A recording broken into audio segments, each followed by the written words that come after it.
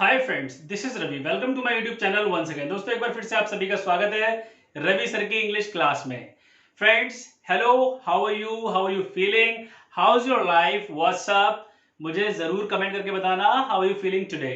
So friends, in our today's class we are going to talk about difference between be able to, can and could. जी हाँ, आज हम can, could और be able to के बारे में पढ़ने वाले हैं। तो ये क्लास बहुत ही इंटरेस्टिंग होने वाली है।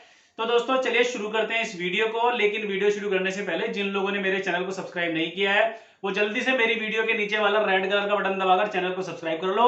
और भैया, साथ वाले घंटी के बटन को भी दबा देना, जिससे कि उनको मेरी आने वाली फ्यूचर वीडियोस की नोटिफिकेशन मिलती रहे। और दोस्तों, मेरी वीडियोस को शेयर, लाइक और कमेंट करना बिल्कुल भी ना भूलें अगर वीडियो अच्छा लगे तो चलिए शुरू करते हैं। दोस्तों, अक्सर लोग मुझसे पूछते हैं कि कैन, कुड और एबल टू में क्या अंतर होता है। तो दोस्तों, मैं ये आज आपको क्लियर कर देना चाहता हूं कि इसमें अंतर और सिर्फ टाइम का है, बाकी इसमें कोई अंतर नहीं है। जब हम बात करते हैं कैन और कुड की, कैन हम यूज करते हैं प्रेजेंट में एबिलिटी बताने के लिए, और कुड यूज करते हैं पास्ट में एबिलिटी बताने के लिए। जी हाँ, प्रेजेंट में कैन यूज करते हैं एबिलिटी बताने के लिए, और पास्ट में कुड यूज करते हैं एबिलिटी बताने के लिए प्लस पॉसिबिलिटी बताने के लिए। लेकिन दोस्तों, जब बात आती है एबिलिटी इन फ्यूचर की, जी हाँ, अब जो एबिलिटी होती है फ्यूचर में भी तो बताओगे लोगों को।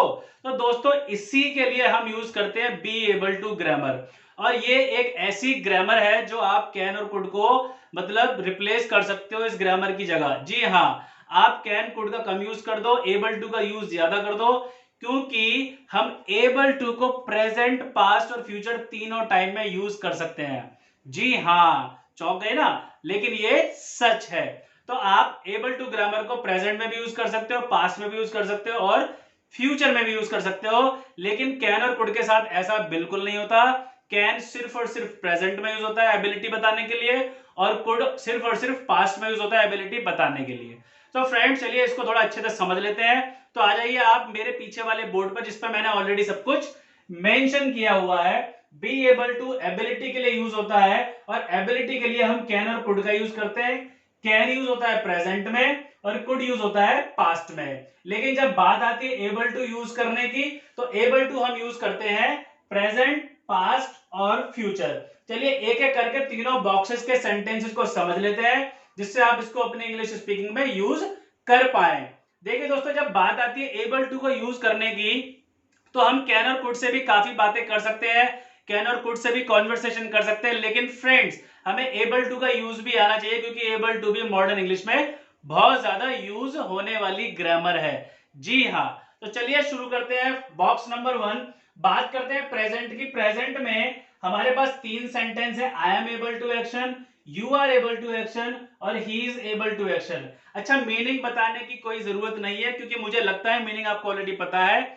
एबल टू मतलब एबिलिटी। जी हाँ, जैसे हम कैन और कुड का यूज करते हैं एबिलिटी बताने के लिए, योग्यता बताने के लिए, अपने कार्य करने की क्षमता को बताने के लिए, तो आप कैन और कुड की जगह पर एबल टू भी यूज कर सकते हो। जी हाँ दोस्तों, तो जैसे कि आप यहाँ पर सेंटेंस देख रहे हो, I am able to action, I am able to dance. जी हाँ, मैं डांस कर सकता हूं।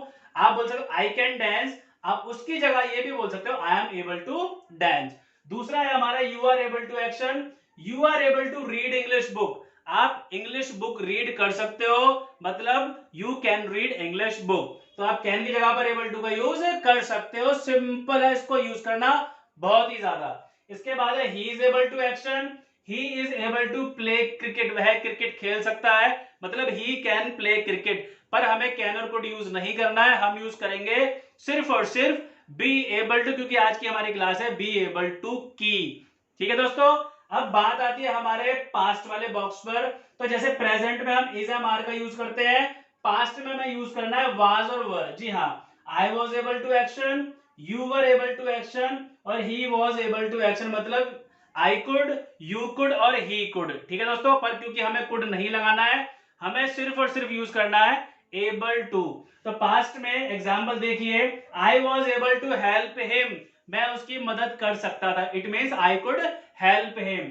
दूसरा एग्जांपल है you were able to run fast, आप तेज दौड़ सकते थे, you are able to run fast.